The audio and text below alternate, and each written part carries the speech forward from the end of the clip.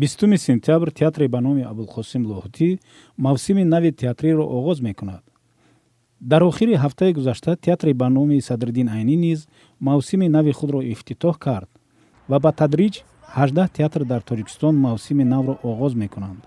намоишномаи Фирдавсӣ аз рӯи асари нависандаи шинохтаи тоҷик Сотим Улуғзода ва ин намоишнома як 2-3 моҳ пеш, якчанд вақт пеш дар Ҷумҳурии Исломии Эрон ҳам намоиш дода шуд ва хеле намоишнома аслан баҳои хеле баланд гирифта ва бо ҳамин намоишнома оғози мавсим кунем.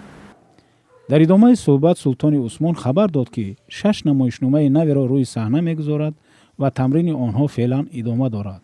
Зиё Олимӣ, мудири иҷроияи оркестри симфонии театри Академияи опера ва балети ба номи Садриддин Айнӣ мегӯяд ки театр операҳои Айнӣ Рӯдакӣ Шайхурраисро бознигорӣ карда пешниҳоди тамошобинон мекунад.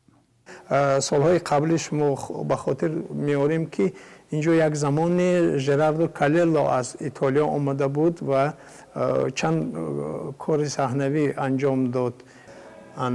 кори дуюме ки бо профессор Миникучи мо анҷом додем, ин бори аввал дар таърихи санъати мусиқии касбии Тоҷикистон иҷрои симфонияи нуҳуми Бетховен буд.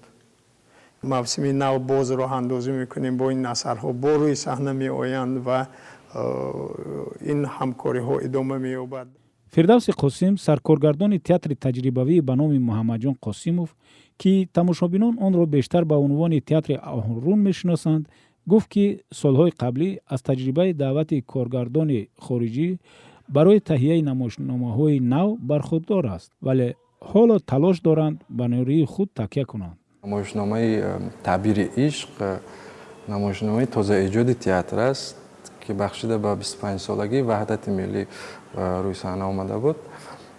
бо коргардонии ҳунарманди ҷавони театр, ҳозир дар бораи ҷавонон гап задем, рӯи саҳна гузошта шудааст Аминов Ҷовидон.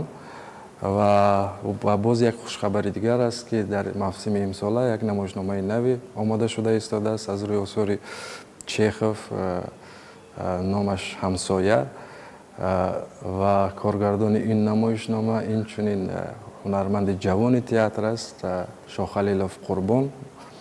ва гумон мекунам ин намоишнома адаптатсияи хоси худро дорад ки барои тамошобин умед дорам ки писанд мегардад. Одил Нозир, таҳлилгари фарҳангӣ, мегӯяд ки ҳоло дар Тоҷикистон 2-3 коргардони бо таҷриба ҳастанд ки ба театрҳои кишвар кофӣ нест. гап дар сари он ки мо соли гузашта 30-солаги истиқлолияти давлатӣ доштем.